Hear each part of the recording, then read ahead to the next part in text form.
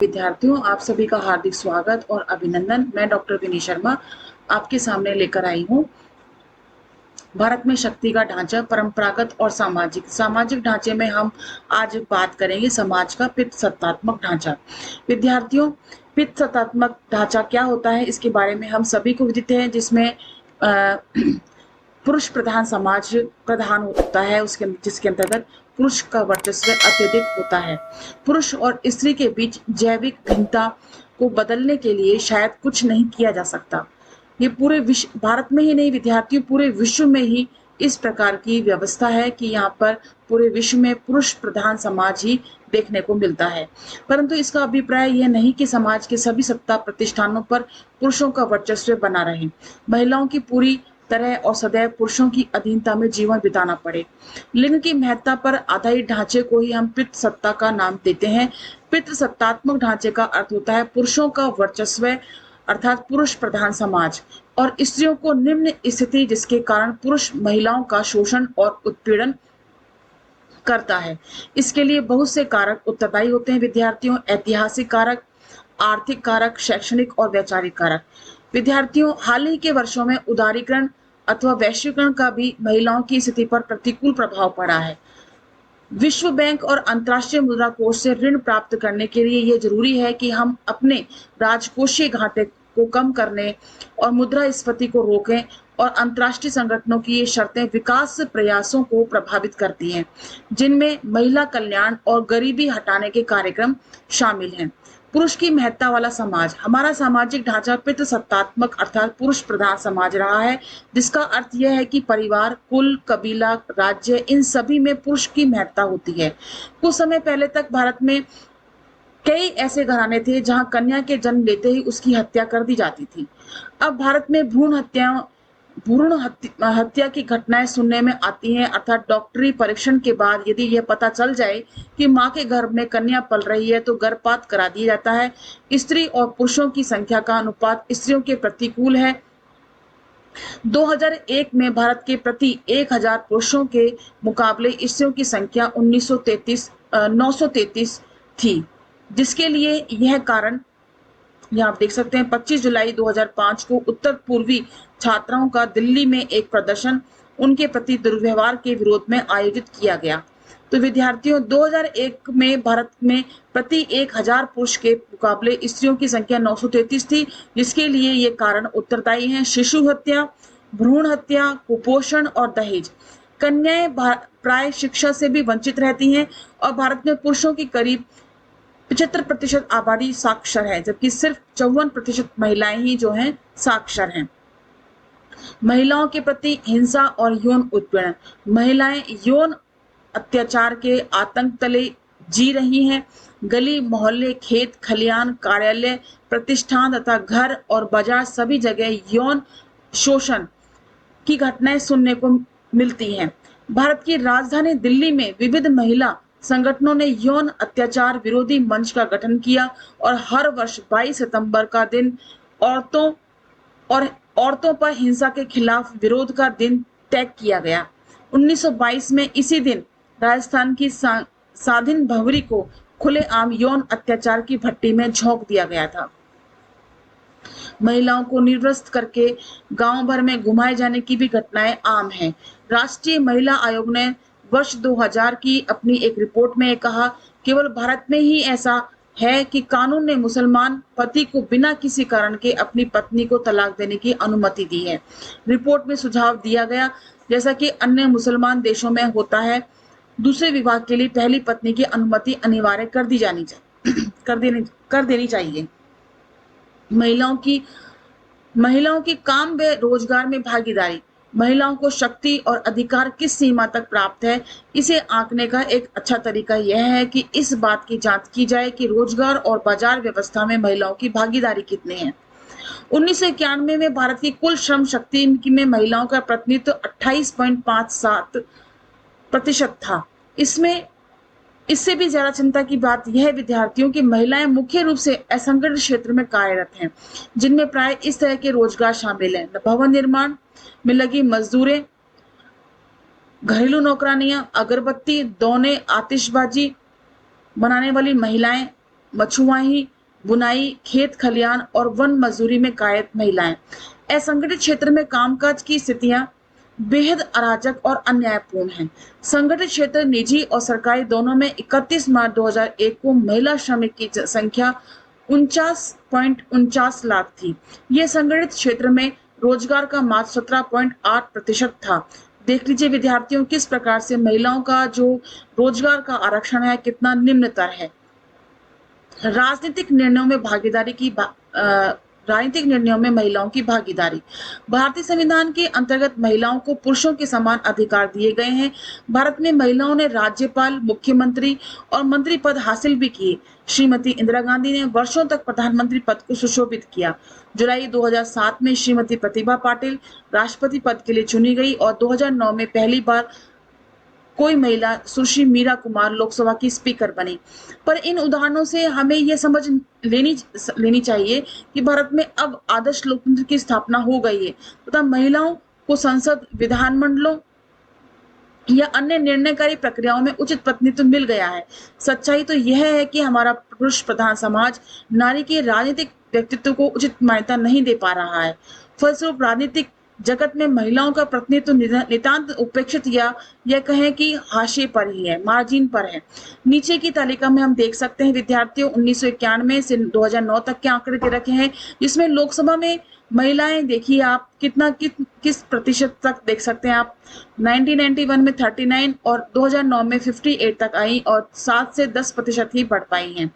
इस प्रकार से विद्यार्थियों 2009 में गठित 15वीं लोकसभा को अब तक सर्वाधिक महिला सांसदों वाली लोकसभा होने का गौरव प्राप्त हुआ है। प्रश्न यह है विद्यार्थियों की देश की लगभग 50% महिला आबादी का प्रतिनिधित्व इतनी कम महिलाएं ही क्यों कर रही हैं।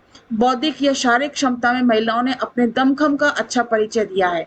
इस सब के बावजूद चुनाव मैदान में उतरने वाली महिलाओं की संख्या अधिक नहीं रहती। वास्तव में देखा जाए तो परिवार और समाज की रूढ़िवादी परंपराओं में जकड़े औरतें राजनीति की पथरीली पगडंडी पर नहीं चल सकती। आज राजनीतिक क्षेत्र में वही महिलाएं सक्रिय रूप से सामने आ रही हैं जो या तो समृद्ध परिवार से हैं या जिनके माता पिता या परिवारजन राजनीति में प्रभावी होते हैं।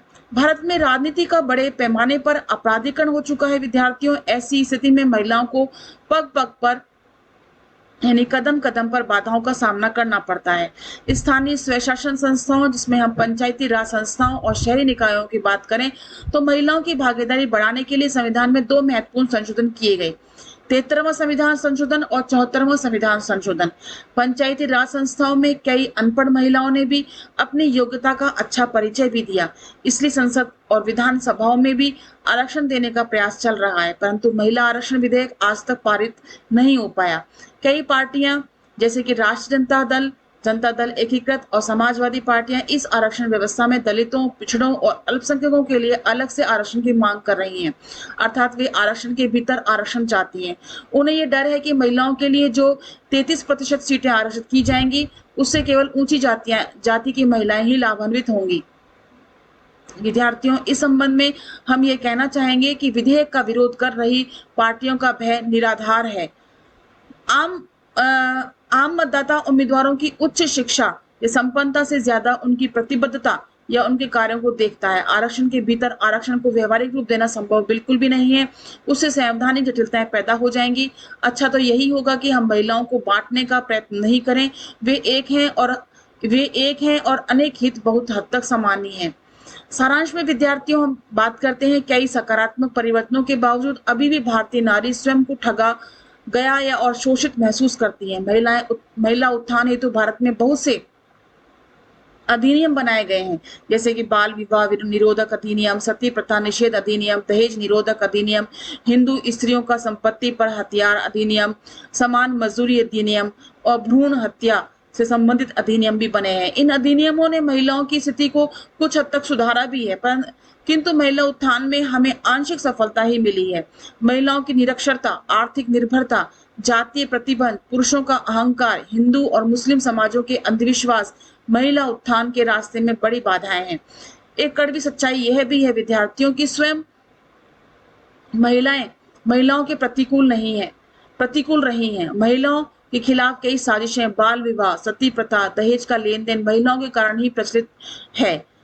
अंत में हम विद्यार्थियों यही कहेंगे कि हम उच्चतम न्यायालय के 3 महत्वपूर्ण फैसलों की चर्चा करेंगे जिसमें नारी उत्थान की बात कही गई है।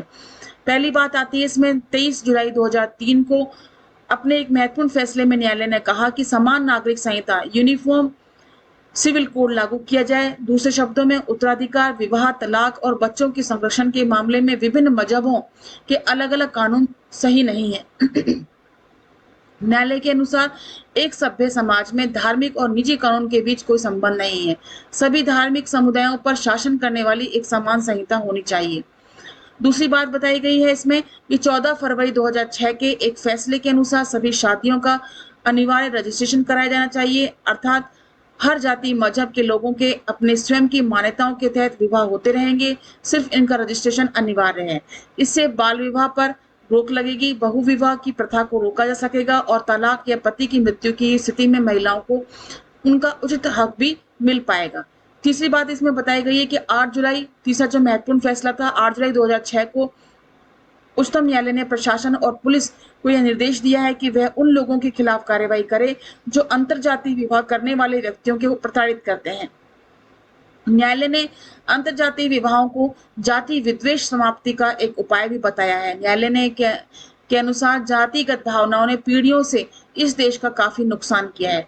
तो विद्यार्थियों इस प्रकार से भारत में शक्ति का ढांचा परंपरागत रूप में और सामाजिक रूप में जो हमने देखा, जिसमें हमने संस्थागत ढांचा देखा, विधायिका, कार्यपालिका और न्यायपालिका के रूप में, और सामाजिक ढांचे को हमने देखा। तो इस अध्याय को समझने में हमने बहुत विस्तृत रूप से इसको समझाया और इसके अंतर्गत हम सब देखेंगे इस अध्याय का सार संक्षेप देखें तो शक्ति के संदर्भ में हमने दो बातें करी, संस्थागत ढांचा और शक्ति का सामाजिक ढांचा। संस्थागत ढांचे में हमने विधायिका, कार्यपालिका और न्यायपालिका की बात करी।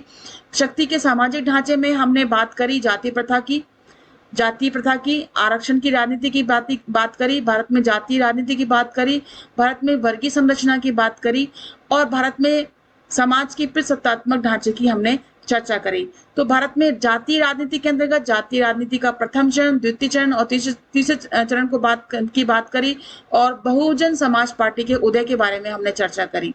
आरक्षण की राजनीति के बारे में चर्चा करी। वर्गीय संरचना में हमने विभिन्न वर्ग, औद्योगिक वर्ग, जमींदार, धनी, किसान, नौकरशाही और प्रबंधन कार्यों से जुड़े लोगों, व्यापारिक वर्ग और एक नए मध्यम वर्ग और निचली और संबंधित जातियों से उभर कर आए ऊपर के वर्ग, इनके बारे में बात करी और सवर्णों के दबदबे की बात करी, नए मध्यम वर्ग की बात करी। अंत में हमने सीमांत स्त्री पुरुषों की भी चर्चा करी।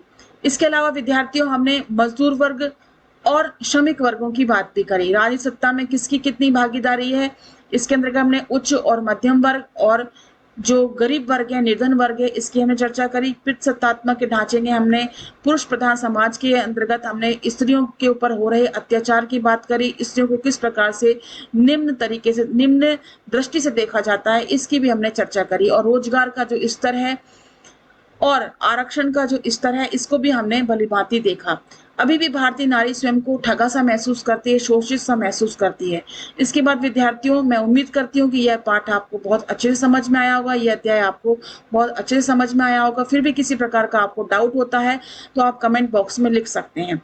और इसके कुछ प्रश्न हैं जो आपसे पूछे जा सकते हैं, जैसे भारतीय राजनीतिक व्यवस्था में जाति और राजनीति के संबंध का विवेचन आपसे पूछा जा सकता है। अथवे के रूप में क्या आपके विचार भारतीय राजनीतिक, संस्थागत और सामाजिक सत्ता संरचना के बदलाव लाने में सफल रही है? समर्थन में दलील देनी है। भारतीय राजनीति में जाति की भूमिका आपसे पूछी है। इसी प्रकार से दूसरा प्रश्न आता है, आरक्षण की राजनीति के संदर्भ में जातीय राजनीति के अंतर्विरोध को बताना है आपको। वर्गीय संरचना की दृष्टि से भारत में विभिन्न वर्गों का उल्लेख पूछा गया है। भारत में वर्ग और जनसमूह की अपनी अलग दुनिया है, इस कथन पर टिप्पणी करनी है।